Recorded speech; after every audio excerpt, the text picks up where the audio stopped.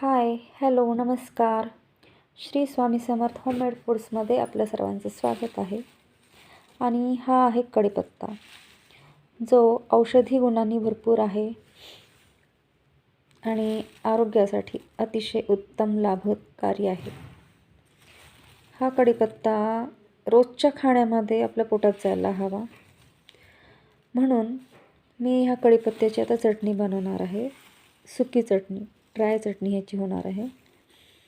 जर कोणाला हवी असेल तर त्यांनी मला ऑर्डर करावी किंवा माझ्याशी संपर्क साधावा.